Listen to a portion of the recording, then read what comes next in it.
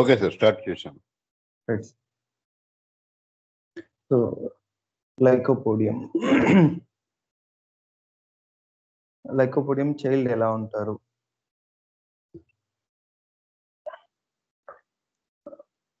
వీళ్ళలో వచ్చేసి చిన్నప్పటి నుంచే కూడా న్యూట్రిషన్ ఎఫెక్ట్ అవుతుంది. సో డైజెస్టివ్ సిస్టమ్, దాని అసిమిలేషన్, ఇవి రెండు ఎఫెక్ట్ అవుతూ వస్తాయి. సో చాలా పూర్ డైజెషన్ ఉంటుంది, సరిగా అరుగుదల అవ్వదు. మిల్క్ కావచ్చు, ఫుడ్ ప్రోడక్ట్ అయినా. ఇది ఎందుకు వస్తుందంటే బ్యాక్గ్రౌండ్లో లివర్ వీక్నెస్ ఉంటుంది వీళ్ళకి, పిల్లలకి మోస్ట్లీ. ఎలా ఉంటారు అపియరెన్స్? పిల్లలు వచ్చేసి వాళ్ళ ఏజ్, మంత్స్ వీటికి తగ్గట్టు కాకన్నా కూడా చిన్నగా ఉంటారు. They are thin withered children. So ఎండిపోతున్నట్లుగా చాలా సన్నగా ఉంటారు and full of gas. Gas ఎక్కువ ఫామ్ అయిపోతుంది. ఏది తీసుకున్నా కూడా అది గ్యాస్ కిందకి కన్వర్ట్ అయిపోతుందేమో అనేటట్లుగా ఉంటుంది వీళ్ళలో. సో మంత్స్ పెరిగే కొద్దీ వాళ్ళు ఎదగడం కాకుండా సన్నబడిపోతూ వస్తుంటారు.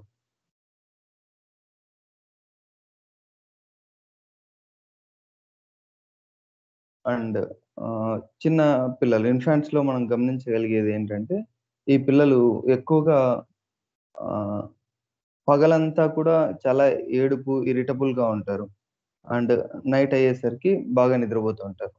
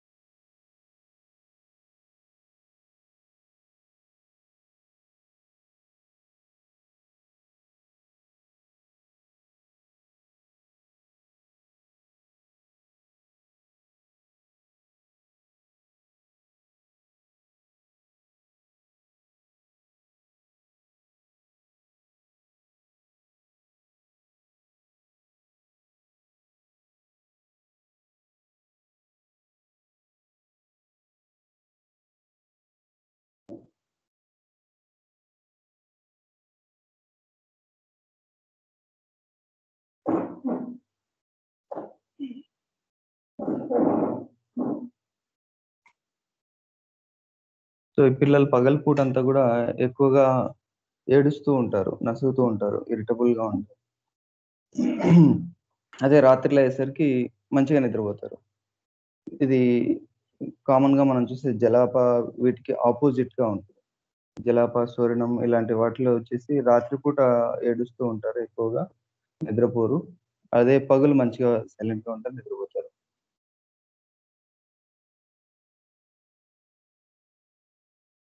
అండ్ ఇంకా అబ్జర్వ్ చేయగలిగితే ఈ సన్నబడిపోవటం, ఎదుగుదల లేకపోవడం మెయిన్ గా upper part of the body కనిపిస్తుంది.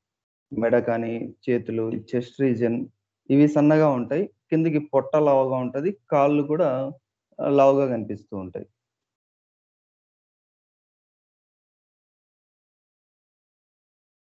సో పిల్లల ఏజ్ ఎంత అని అడిగితే మనం ఎక్స్పెక్ట్ చేసే దానికన్నా పేరెంట్స్ కొంచెం ఎక్కువ ఏజ్ చెప్తారు, కానీ ఆ ఏజ్ లాగా అనిపిస్తుండదు.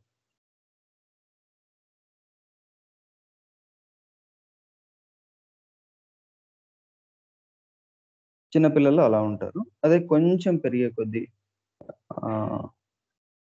వాళ్ళ బిహేవియర్ మనకు తెలుస్తూ వచ్చే కొద్దీ ఎలా ఉంటారంటే టిమిడిటీ, పిరికితనం ఉంటది ఎక్కువగా వీళ్ళలో. సిగ్గుపడుతూ ఉంటారు. కొత్త వాళ్ళతోటి, కొత్త ప్లేసెస్ తోటి త్వరగా కలవలేరు, మూవ్ ఆన్ అవ్వలేరు. డాక్టర్ దగ్గరికొచ్చాడు, డాక్టర్ పిలిస్తే పలకడు, మాట్లాడలేడు, షైగా ఉంటాడు, లేదా తల కిందకి దించుకుంటారు, లేదా అమ్మాయినకి దాక్కుంటారు. అదే ఇంటికెళ్తే మాత్రం వాళ్ళే బాస్ అన్నట్టుగా బిహేవ్ చేసుకుంటారు, డామినేట్ చేసేస్తుంటారు.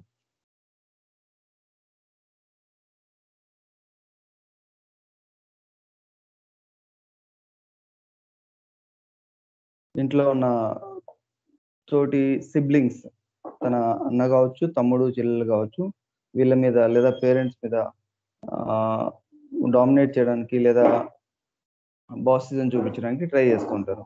అదే కొత్త ప్లేస్, కొత్త ఎన్విరాన్మెంట్, కొత్త వాళ్ళు బయటకొచ్చేసరికి పూర్తి సబ్మిసివ్‌గా ఉంటారు.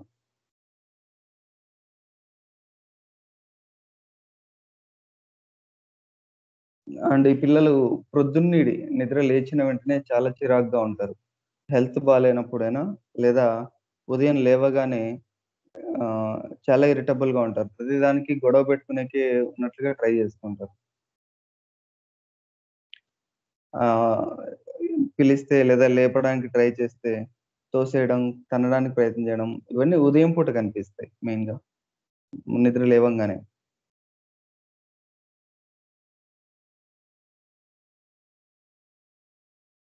సో, వీళ్ళకున్న ఈ షైనెస్, timidity వల్ల ఏంటంటే ఆహ్, కొత్త ప్లేసెస్‌లోకెళ్ళడానికి లేదా కొత్తగా ఏదైనా వర్క్ చేయడానికి, మింగిల్ అవ్వడానికి ఇబ్బంది పడుతూ ఉంటారు.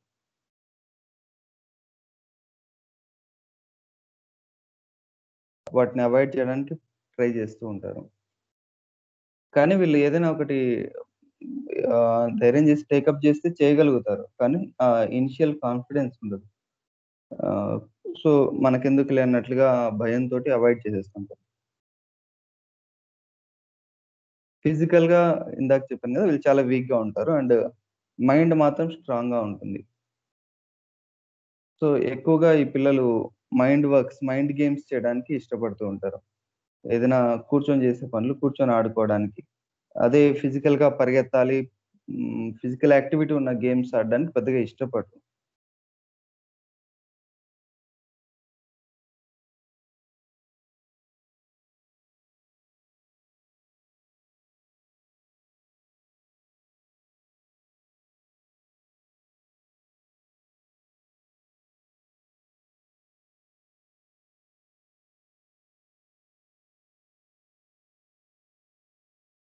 సో, ఏదైనా ఒక వర్క్ టేకప్ చేయాలంటే వీళ్ళకి ముందు నుంచే భయం.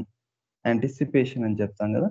అది ఇంటర్నల్‌గా రన్ అవుతుంటుంది వీళ్ళలో. అది పెద్దవాళ్ళలో కూడా కనిపిస్తుంది. లైక్ ఇప్పుడు ఇండికేటెడ్. ఇది నేను చేయలేనేమో, నా వల్ల కాదేమో, లేదా నెగెటివ్‌గా యాంటిసిపేషన్ ఉంటది. సో, దానివల్ల కొత్తవి స్టార్ట్ చేయలేరు. బట్ వీళ్ళకి ఒక అధికారం కావాలని కానీ, లేదా డామినేట్ చేయాలని గానీ, నేను ముందుండాలనేది గానీ ఇంటర్నల్‌గా రన్ అవుతుంది. అది బయట అందరి దగ్గర చూయించలేరు గానీ, వాళ్ళ ఇంటిమేట్ రిలేషన్స్‌లోనూ, తనకంటే చిన్న వాళ్ళ దగ్గర అది చూపిస్తూ వస్తుంటాడు.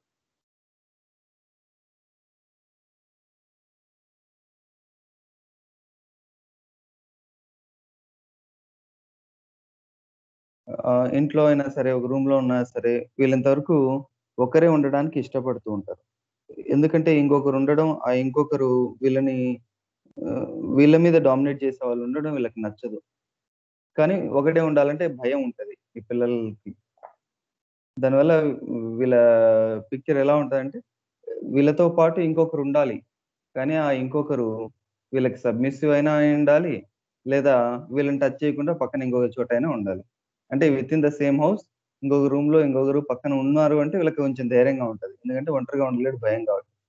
కానీ ఒకవేళ తనతో పాటు ఉన్నవాళ్ళు వీళ్ళంత వరకు తనకి సబ్మిసివ్‌గా ఉంటే హ్యాపీగా ఉంటారు వీళ్ళు. వీళ్ళు చెప్పినట్లు వినడం ఇలా చేస్తూ ఉంటే.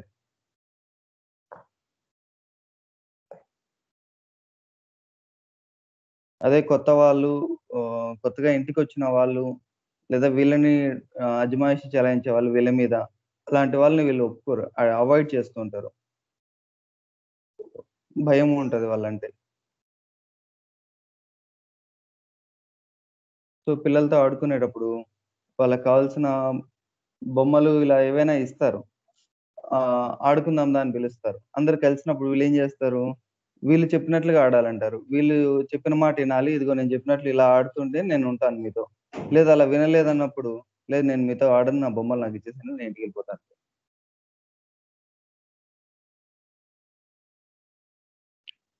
సో, ఈ వాటితో ఎలా ఆడుకోవాలి అనేది ఈ తోటి పిల్లలకి నేర్పించడానికి, వాళ్ళని డామినేట్ జేయడానికి వీళ్ళు ఇష్టపడతారు.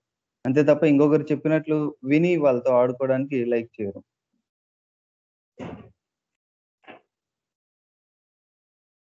అండ్ నిద్రలో ఇంకొక ప్రామినెంట్ సింప్టమ్ కనిపిస్తది. వీళ్ళు మధ్యలో ఉన్నట్లుండి ఉలిక్కిపడి లేస్తారు. లేచి లేచేసరికి ఆ మైండ్ కాస్త కన్‌ఫ్యూజ్ స్టేట్‌లో ఉంటది. మనం ఎక్కడున్నాం? ఏం చేస్తున్నాం? ఎవరున్నారు? అనేది. సో, భయంగా అటు ఇటు చూసి తర్వాత అమ్మా, నాన్న ఎవరైనా పిలిస్తే లేదా తనంతట తానే కాసేపటికి తేరుకొని ఓకే. మన సరౌండింగ్స్‌లోనే ఉన్నాం. తెలిసిన ప్లేస్‌లోనే ఉన్నాం అని మళ్ళీ పడుకుంటారు. లేదా పేరెంట్స్ లేలే నాన్న ఉన్నాంలే అని జోక్ కొట్టేస్తే మళ్ళీ పడుకుంటారు.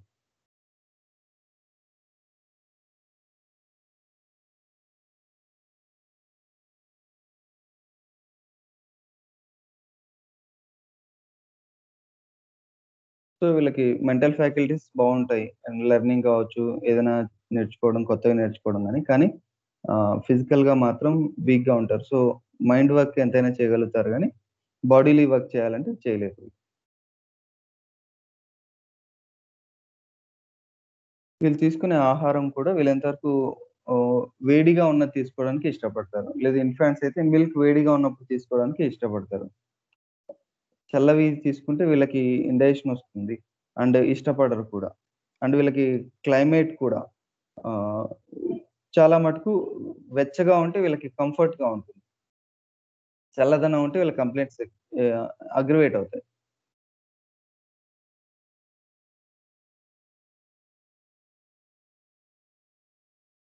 సో, ఈ పిల్లల్లో ఉన్న డైజెషన్ వీక్‌గా ఉంటది ఫస్ట్ నుంచి కూడా.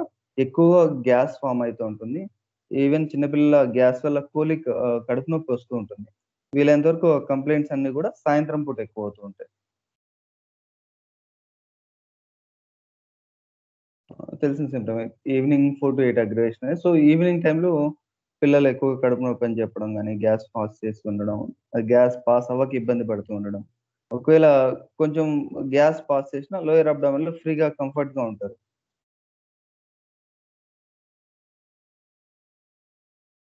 Constipation just like nux vomica ineffectual urging. Motion వస్తున్న ఫీలింగ్ కంటిన్యూ‌గా ఉంటది.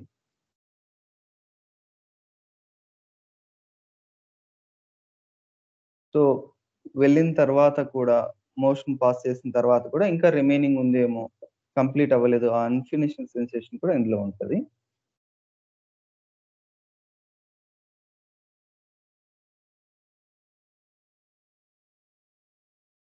ఆ మోషన్ ఎలా ఉంటదంటే చిన్న చిన్న బాల్స్ లాగా వస్తుంది. అండ్ సాండ్ లాగా ఇసుక లైక్ గ్రిట్ అని చెప్తాం. సాండ్ లాగా అలా ఉంటుంది.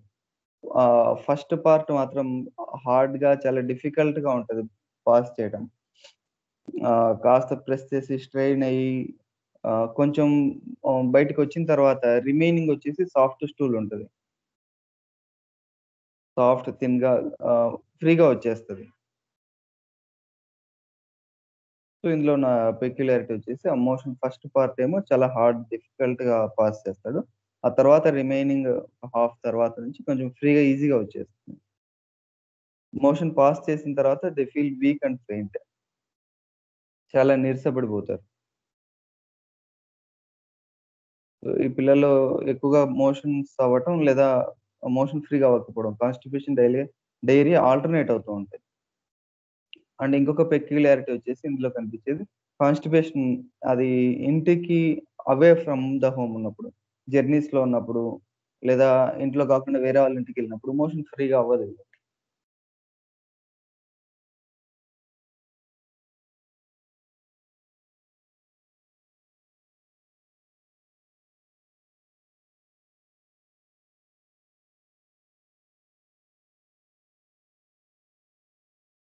సో, అది లైకోపిడియం గురించి. పిల్లల్లో ఎక్కువగా న్యూట్రిషన్ డెఫిషియన్సీస్ న్యూట్రిషన్ ఎఫెక్ట్ అయిపోతుంది. దానివల్ల వీళ్ళు వీక్‌గా ఉంటారు. గ్రోత్ ఉండదు. Up to the age. అదే వీళ్ళు పెద్దవాళ్ళయ్యేసరికి ఏమవుతదంటే చిన్న పిల్లలేమో వాళ్ళ ఏజ్ కన్నా గూడా తక్కువనేమో అనిపించేట్లు కనిపిస్తారు. మనం ఎక్స్‌పెక్ట్ చేసిన ఏజ్ కన్నా గూడా పేరెంట్స్‌ని అడిగితే వీళ్ళ ఏజ్ ఎంతంటే అబ్బాయికి ఒక 7, 8 ఇయర్స్ ఉంటాయనుకుందాం. కానీ అపియరెన్స్ మాత్రం 4, 5 ఇయర్స్ లాగానే ఉంటారు. అదే పెద్దవాళ్ళు లైకప్పుడు వచ్చారనుకుంటే, వాళ్ళు ఈజీగా ముసలి వాళ్ళలాగా కనిపించేస్తుంటారు. స్కిన్ వితరైపోయి, ముడతలు పడిపోతూ. Appears older than their age పెద్దవాళ్ళలో.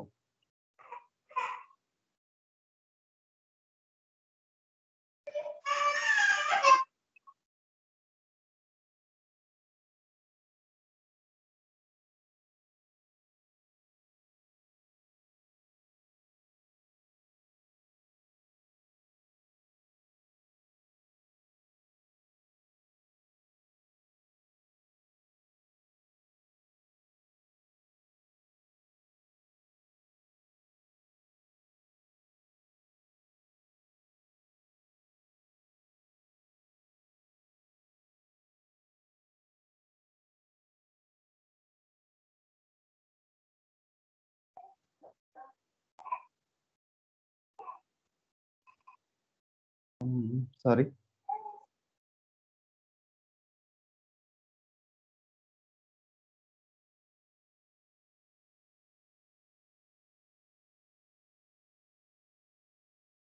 So అది లైకోపోడియం గురించి. Will move on to the next remedy.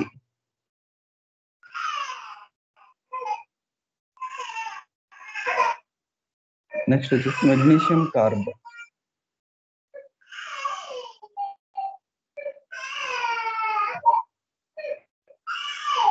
Magnesium carbon, magnesium mur Srikanth sir ఇచ్చింది. ఇది మనకి ఆర్టిఫిషియల్ ఫుడ్ తీసుకోవడం వాళ్ళలో, అలాంటి పిల్లలు అంటే మదర్ మిల్క్ లేకుండా బాటిల్ ఫీడ్ తీసుకోవడం, అలాంటి పిల్లల్లో వచ్చే కాన్స్టిపేషన్ గురించి వాటిల్లో ఇచ్చారు.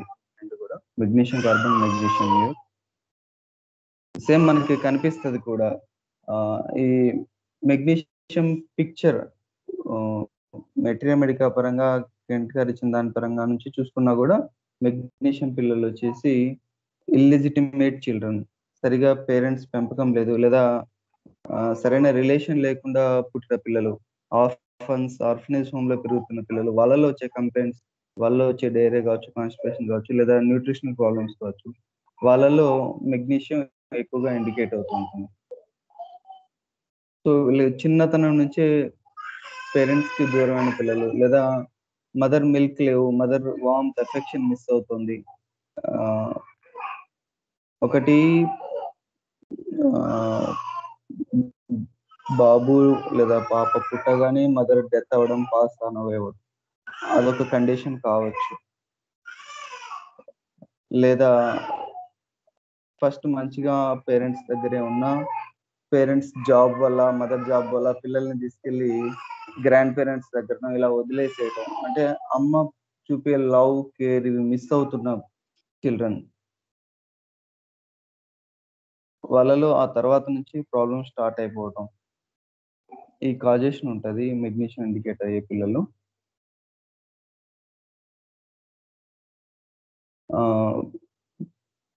పిల్లల బాడీ సమ్ సవర్ స్మెల్, హెపార్సల్ఫ్ లో ఉన్నట్లుగా వీళ్ళలో కూడా పిల్లలు పులుపుగా, హెపార్సల్ఫ్ రుయం వీటిలో అన్నిట్లో ఉంటుంది.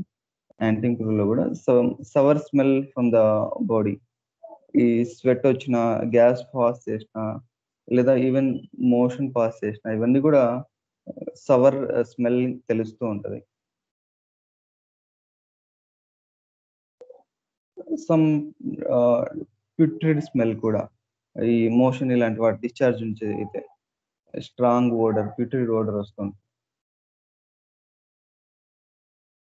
సో వాళ్ళని చూస్తే పిల్లాడు స్నానం చేయించలేదా, నీట్ గా లేడు అనిపించేలాగా పిల్లల నుంచి సర్టెన్ స్మెల్ వస్తుంటుంది గమనించగలిగితే. Even though they are well wash, clean చేసినా స్నానం చేయించినా కూడా పిల్లల నుంచి సమ్ స్మెల్ వస్తూ ఉంటుంది.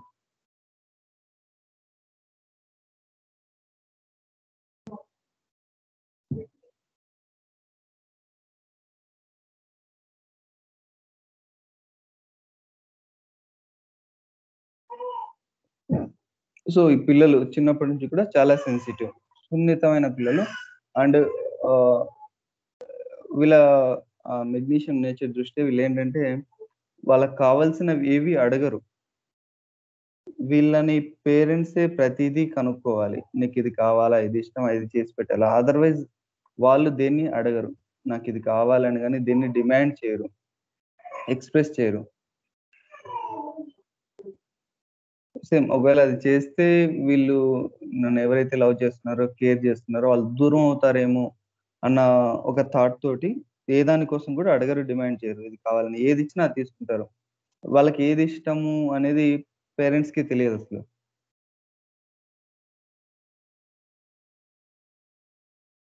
చిన్న సౌండ్స్‌కి ఆహ్, శబ్దాలకి ఉలిక్కి పడుతూ ఉంటారు. పిల్లల అపియరెన్స్ ఫ్లాబ్బీగా ఉంటది. వదులైన మజిల్స్ ఉంటాయి.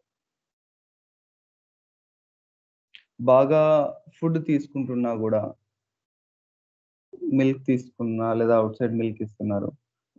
ఫీడింగ్ ఇస్తున్నా గూడా ఈవెన్ దే ఇంటేక్ ఉంటున్నా దే కెనాట్ థ్రైవ్. వాళ్ళకి ఎదుగుదల సరిగా ఉండదు. దాన్ని డైజెస్ట్ చేసుకోలేరు. అసిమిలేట్ చేసుకోలేరు.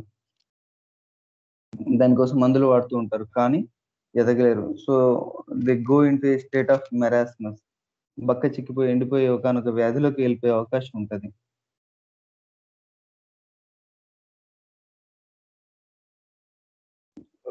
పాలు పడవు. ఒకవేళ పాలు ఇచ్చినా కూడా అవి అరుగుదల కాకుండా అలాగే బయటకొచ్చేస్తూ ఉంటాయి.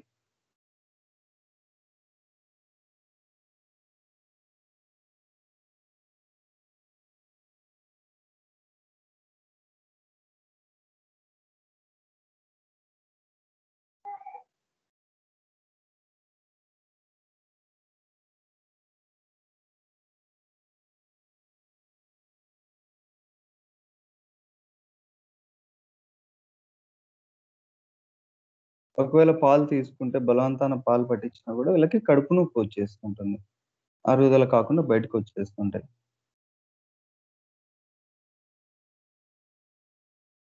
సో, వీళ్ళలో వచ్చే కాన్‌స్టిపేషన్ ఎలా ఉంటది? ఇలాంటి పిల్లల్లో అంటే ఆహ్, ఆ మోషన్ ఫ్రీగా రాదు. చాలా హార్డ్‌గా ఉంటది. ఆహ్, బలవంతాన ప్రెస్ చేయాల్సొస్తుంది. చేసిన తర్వాత అది కొంచెం ఎక్స్‌పెల్ అయ్యాక మిగిలినదంతా కూడా క్రంబుల్ అయిపోతుంది. చిన్న చిన్నగా విడిపోతూ అక్కడే ఏనస్ చుట్టూ అతుక్కుపోతూ ఉంటుంది. చిన్న చిన్న ముక్కల్లాగా అయిపోతూ వస్తుందని చెప్తారు.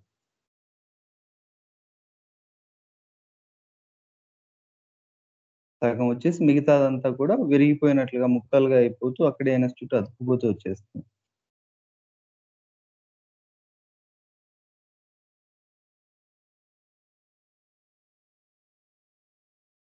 Otherwise it's hard pasty stool. ఆహ్, అదెలా ఉందంటే 'కెంట్' గారు డిస్క్రైబ్ చేసేది. ఆహ్, hard pasty stool it can mould into any shape. ఒక మట్టి ముద్దను తీసుకొని అది ఎలాగైనా మనం ఆకారం చేయగలుగుతాం. అలా అనిపిచ్చేస్తది ఇలా స్టూల్ అని చెప్తున్నా. ఇలాంటి పిల్లలు ఎక్కువగా కాన్‌స్టిపేషన్‌తో పాటు డయేరియాకి ప్రోన్ అవ్వడానికి కూడా అవకాశాలుంటాయి. ఒకవేళ ఆ డయేరియా అయితే మాత్రం it's mixture of lumps and liquid. చిన్న చిన్న ముద్దలు, లిక్విడ్ 2 కలిసి వస్తూ ఉంటాయి. ఈ ముద్దలుగా పడేదేమో సింక్ అయిపోతుంది. వాటర్‌లో కొమడలో. అండ్ లిక్విడ్‌గా ఉన్నది మాత్రం పైన తేలుతూ ఉంటది. లైక్ గ్రీన్ కలర్ పాచిలాగా like scum of frog pond అని చెప్తారు. గ్రీన్ కలర్‌లో పైన ఫ్లోట్ అవుతూ వస్తుంది. అండ్ లంప్స్‌గా ఉన్నది మాత్రం సింక్ అయిపోతుంది. చాలా స్ట్రాంగ్ స్మెల్ ఉంటది. పంజెంట్ స్మెల్ ఈ సవర్ ఓడర్.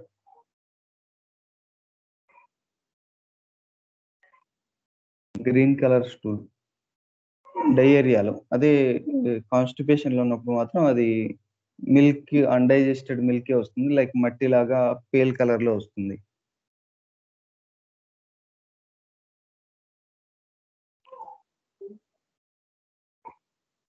సో, ఈ పిల్లలకి పాలు పడవు. అండ్ డజంట్ లైక్ టు తీసుకోవడానికి ఇష్టపడరు. ఒకవేళ పట్టించినా పాలు తాగినా కూడా కడుపు నొప్పొస్తుంది. లేదా డైజెస్ట్ అవ్వకుండా అలాగే పాస్ అయిపోతుంది.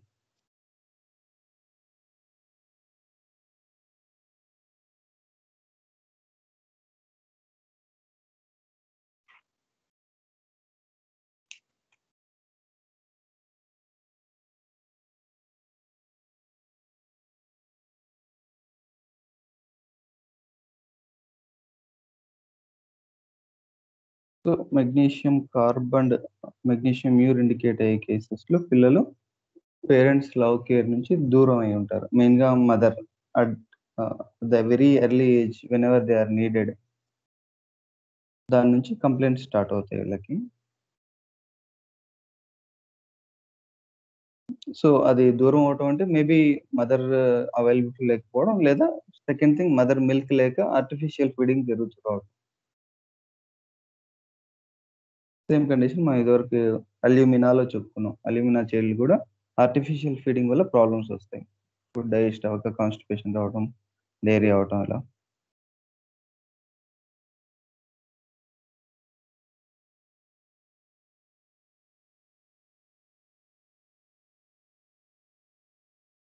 సో, ఈ పిల్లలు యాక్టివ్‌నెస్ పెద్దగా ఉండదు. రిజర్వ్డ్‌గా ఉంటారు. సైలెంట్‌గా ఉంటారు. వాళ్ళు ఆహ్, ఏది ఎక్స్‌ప్రెస్ చేయరు ఈజీగా.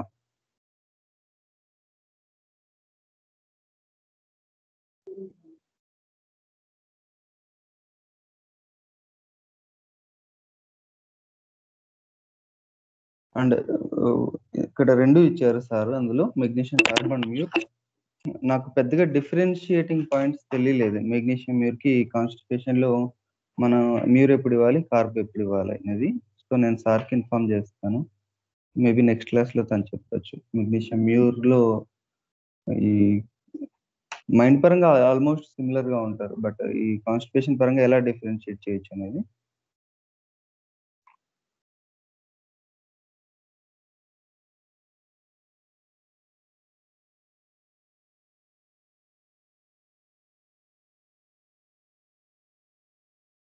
ఓకేనా?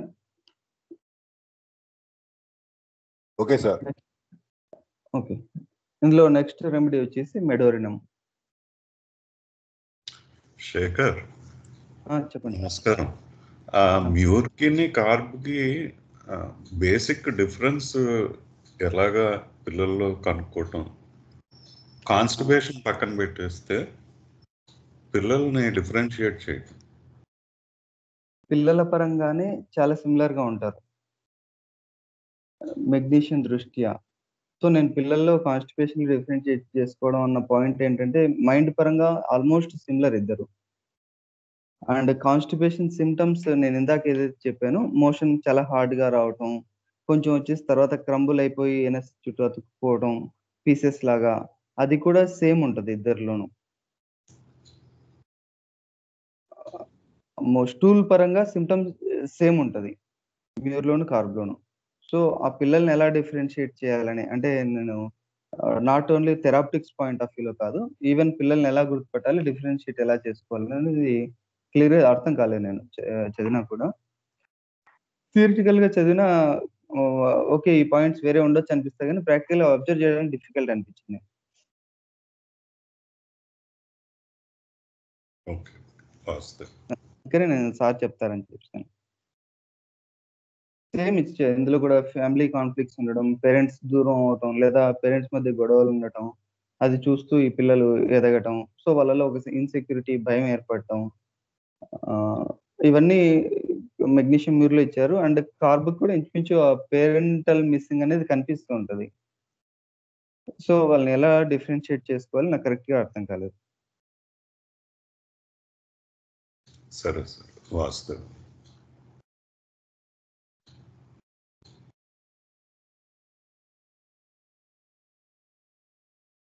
సో, నెక్స్ట్ రెమెడీ వచ్చేసి మెడోరినం.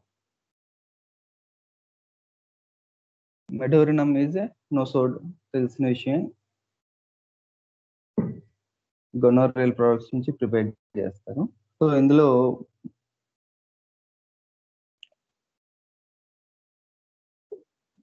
పిల్లలకి చాలా పుట్టినప్పటి నుంచే బై బర్త్ నుంచే పేరెంటల్ ఇన్‌హెరిటెన్స్ వల్ల కంప్లెయింట్స్ స్టార్ట్ అయిపోతాయి.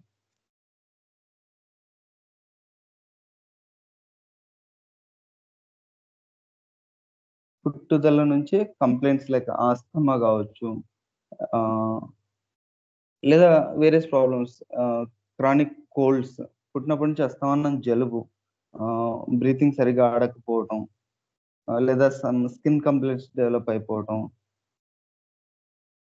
ఎదుగుదల లేకపోవటం, ఇవన్నీ కూడా ఫస్ట్ నుంచే కూడా స్టార్ట్ అయిపోతూ వచ్చేస్తాయి.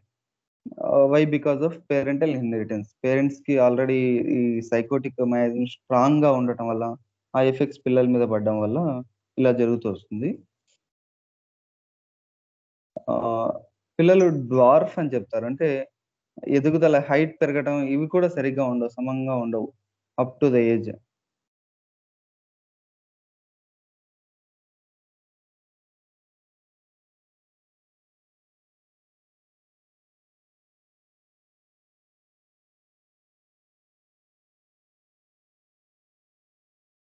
ఈవెన్ ఈ పిల్లల మైండ్ స్టోన్స్ కూడా డిలే అవుతూ రావచ్చు. అండ్ పిల్లలు ఆహ్, మానసిక ఎదుగుదల, యాక్టివ్‌గా ఉండడం, చురుగ్గా ఉండడం, నేర్చుకోవటం ఈ ఫ్యాకల్టీస్ కూడా స్లోగా ఉంటాయి. ఫిజికల్‌గా గూడా గ్రోత్ సరిగ్గా ఉండదు.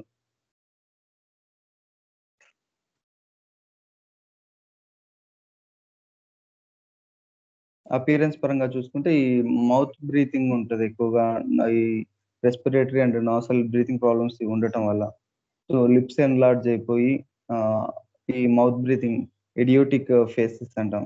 So, adenoid faces. సో, అలా అనిపిస్తది పిల్లలు కూడా.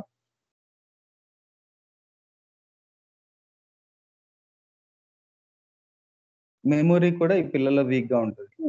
ఇన్‌ఫాంట్స్‌లో కనపడదు కదా మనకి. కొంచెం ఎదుగుతున్న కొద్దీ పిల్లలకి ఏదైనా నేర్పిద్దామని ట్రై చేస్తే చాలా వీక్‌గా గుర్తుపెట్టుకోవడం సరిగ్గా ఉండదు. అండర్‌స్టాండ్ సరిగ్గా ఉండదు. అండ్ ఏదైనా నేర్చుకుంది, చెప్పింది మర్చిపోతూ వస్తారు ఎక్కువగా. ఈవెన్ కాన్సంట్రేషన్ కూడా స్లోగా ఉంటది. సరిగ్గా ఉండదు. ఏదైనా రాయమని చెప్తే కూడా అందులో ఎక్కువగా మిస్టేక్స్ చేస్తూ వచ్చేస్తుంటారు. ఈవెన్ దో నేర్పించినవి స్కూల్‌లో నేర్చుకుంటాడు. ఇంటికొస్తే హోంవర్క్ రాయమంటే అవి మళ్ళీ మర్చిపోవడం, మిస్టేక్స్ చేస్తూ రావటం. అండ్ ఈ మెడోరినం పిల్లలు ఫస్ట్ నుంచి కూడా కనిపించేది ఒకటి హర్రీడ్‌నెస్. చాలా ఫాస్ట్‌గా చేసేయాలనుకుంటూ ఉంటారు. ఆహ్, ఈ యాంటిసిపేషన్ ఉంటది. నెక్స్ట్ ఏం జరుగుతుందో అనే భయం ఒకటుంటది. సో, ఆ యాక్షన్స్ అన్నీ కూడా చాలా హర్రీడ్‌గా కనిపిస్తూ ఉంటాయి. దాంతోటి మిస్టేక్స్ చేస్తూ ఉంటారు.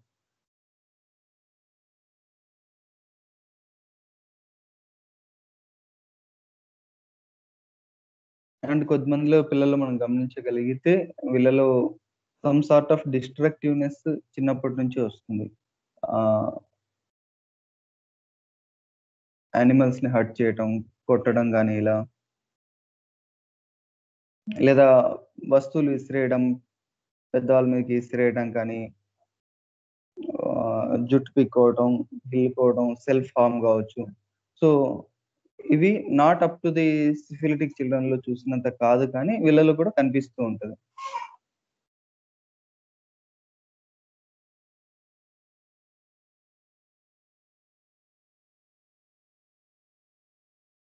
సో, ఈ పిల్లలు పగలంతా కూడా ఆహ్,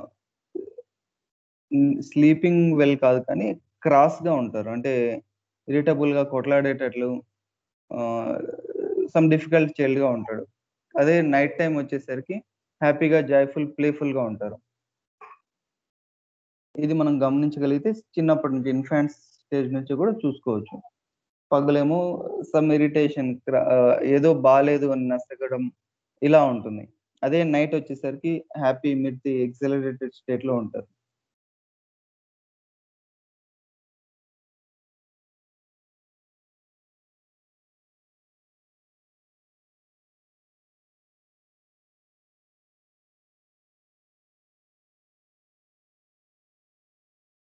ఈ శబ్దాలకి ఉలిక్కిపడడం అనేది కూడా ఉంటది వీళ్ళలో. చిన్న చిన్న సౌండ్స్‌కి. ఈ పిల్లలు ఎక్కువగా ఈ మోకాళ్ళ మీద పడుకొని నిద్రపోవడానికి ఇష్టపడుతూ ఉంటారు. నీ చెస్ట్ పొజిషన్ అంటాం కదా! అలా.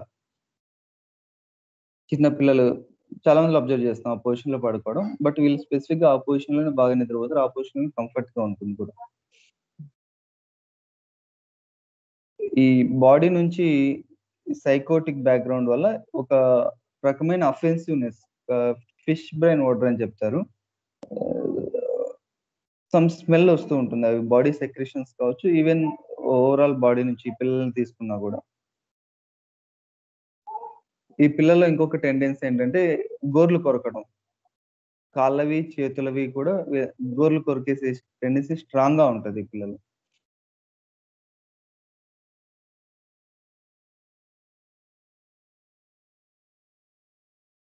అండ్ ఫీట్ ఎప్పుడు వేడిగా ఉంటాయి పాదాలు వీళ్ళకి. సో, దానివల్ల చెప్పులు లేకుండా నడవడానికి, చల్లగా ఉన్న ఫ్లోర్ మీద నడవడానికి వీళ్ళు ఇష్టపడుతూ ఉంటారు. సో, అది పేరెంట్స్ గమనించి మనం చెప్పగలిగితే అబ్జర్వేషన్‌లోకొస్తది. లేదా డిఫికల్ట్ ఇది.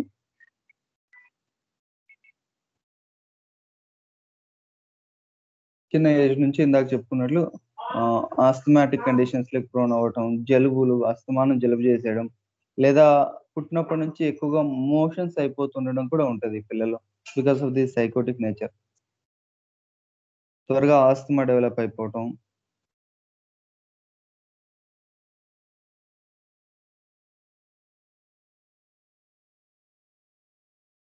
అండ్ స్నఫిల్స్, జలుబు, బ్రీతింగ్ ఇబ్బంది. సో, ఇందాక చెప్పిన నీ చెస్ట్ పొజిషన్ రావడానికి కూడా అదే కారణం అవుతుంది. ఊపిరి సరిగ్గా ఆడదు. ముక్కులు బ్లాక్ అవుతున్నట్లు, లేదా ప్యాసేజ్ నారో అయినట్లు, లేదా మూకస్ జలుబు ఉన్నట్లు అది ఫస్ట్ నుంచి కూడా వస్తూ ఉంటుంది. సో, సరిగ్గా పడుకోలేరు వీళ్ళు. వెల్లకిలా ఈ పొజిషన్‌లో పడుకోవాల్సొస్తే.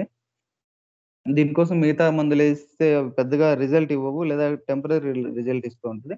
సో, వాటిలో గమనించుకుంటే మనకి మెడోరినం ఇండికేట్ అవుతుంది.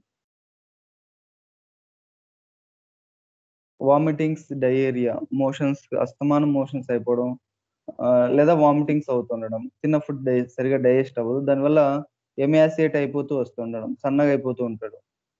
ఇది సర్టెన్ ఇండికేటెడ్ రెమెడీస్ ఏస్తూ ఉంటాం. అది కాసేపు హోల్డ్ అవుతుంది. మళ్ళీ రిపీట్ అవుతూ ఉంటాయి. సో, ఇలాంటి వాటిల్లో చూసుకున్నా కూడా పేరెంట్స్ వాళ్ళ హిస్టరీ చూసుకున్నప్పుడు, ఓకే. ఈ పిల్లాడు పుట్టినప్పటి నుంచి ఇలా ఉన్నాడు. సో, ఈ సైకోటిక్ బ్యాక్‌గ్రౌండ్ ఉంది అనేది మనకొక ఐడియాలోకి ఉండాలి.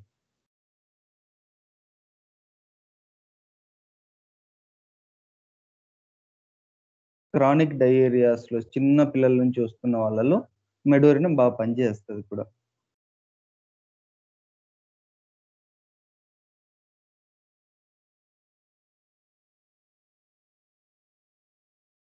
సో, కాన్‌స్టిపేషన్‌కొచ్చేసరికి ఎలా ఉంటది పిల్లల్లో? మోషన్ సరిగ్గా పాస్ చేయలేరు. Because of the inactivity of the rectum. Round, hard, lumpy stools.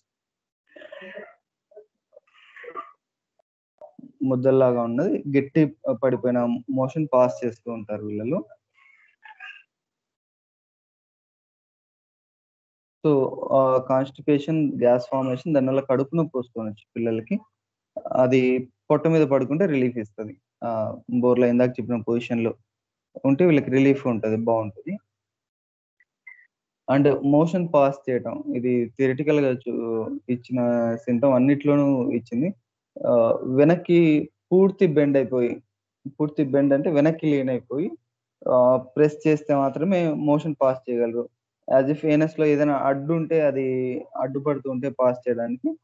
So, far back వెనక్కి పూర్తి వంగిపోయి ఆ పొజిషన్‌లో మాత్రమే పాస్ చేయగలరు. ఫ్రీగా అని రాసారు. బట్ ప్రాక్టికల్‌గా మనం ఎంతవరకు అబ్జర్వ్ చేయగలమో తెలీదు.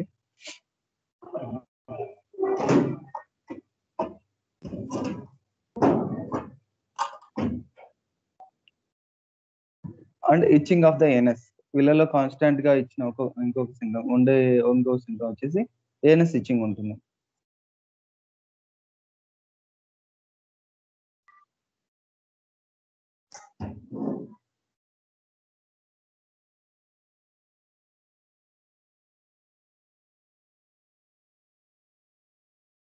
So, by birth psychotic tendency రావటం వల్ల ఈ పిల్లల్లో ఈ ఏనస్ నుంచి సమ్ మాయిశ్చర్ ఊజ్ అవుతుండడం, సమ్ ఫిటెడ్ చాలా దుర్వాసనతో కూడిన ఒక మ్యూకస్ లాంటిది పాస్ అవుతుండడం ఉంటుంది.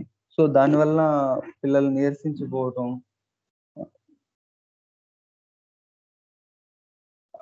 ఫిష్ బ్రెయిన్ అని ఆహ్, చేపలు స్టోర్ చేయడానికి వాడే ఒకానొక కెమికల్ అది. సో, సాల్ట్ అండ్ ఏదో మిక్స్ చేసి సో, ఆ స్మెల్ తోటి ఒక డిశ్చార్జ్ కంటిన్యూయస్‌గా కాన్స్టాంట్‌గా వస్తూ ఉంటుంది.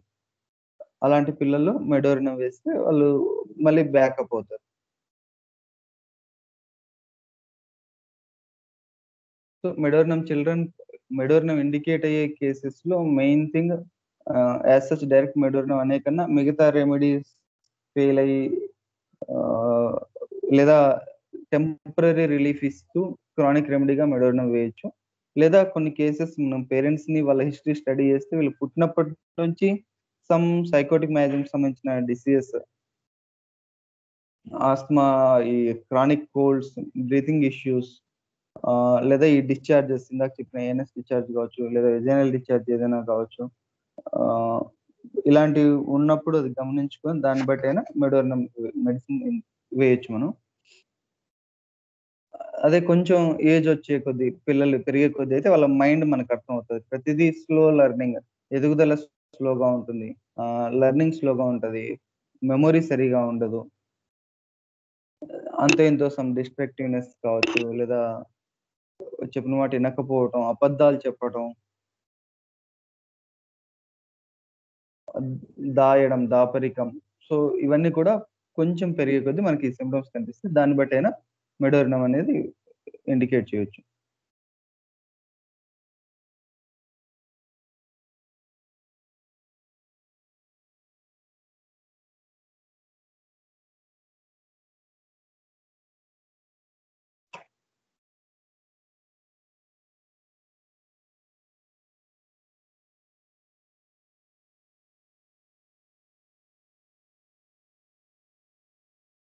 సో ఇళ్లలో ఇంకొకటి చెప్పింది, సెన్సిటివ్ టు నాయిస్. ప్రతి చిన్న సౌండ్ కి కూడా చిన్న పిల్లప్పటి నుంచి ఉలిక్కి పడుతూ ఉంటారు ఎక్కువగా.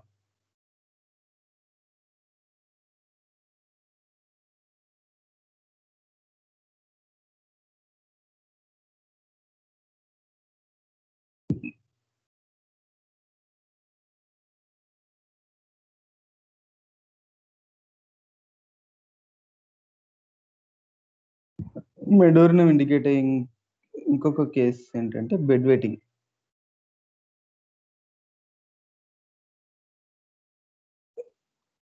చాలా ఎర్లీ ఏజ్ నుంచి అండ్ ఏజ్ అడ్వాన్స్ అవుతున్నా కూడా బెడ్ వెయిటింగ్ అనేది తగ్గదు పిల్లలు.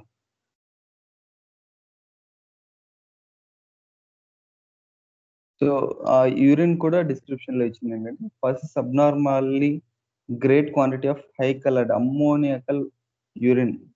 ప్రతిరోజు కూడా ఈ స్ట్రాంగ్ స్మెల్లింగ్ యూరిన్ అనేది పాస్ చేస్తూ వస్తారు. సో బెడ్ వెయిటింగ్ లో కూడా మెడోరినం ఇండికేట్ అవ్వచ్చు.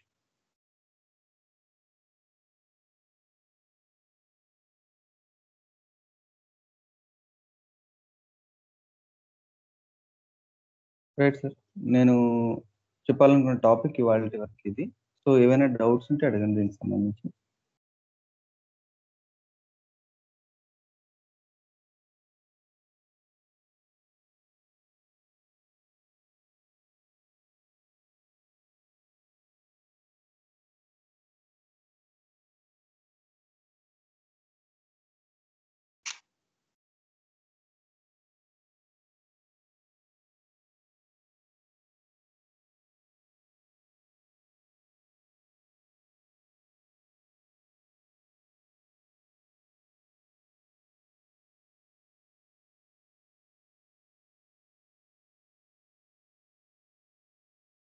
సో నో డౌట్స్ అంటే క్లాస్ కంక్లూడ్ చేద్దాం.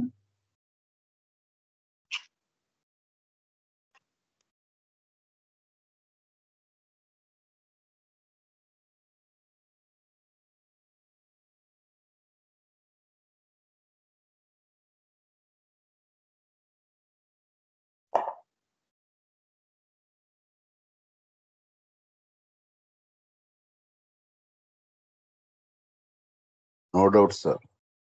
Right sir, thank you. గురుర్ బ్రహ్మ గురుర్ విష్ణు గురుర్దేవో మహేశ్వరః గురు సాక్షాత్ పరం బ్రహ్మ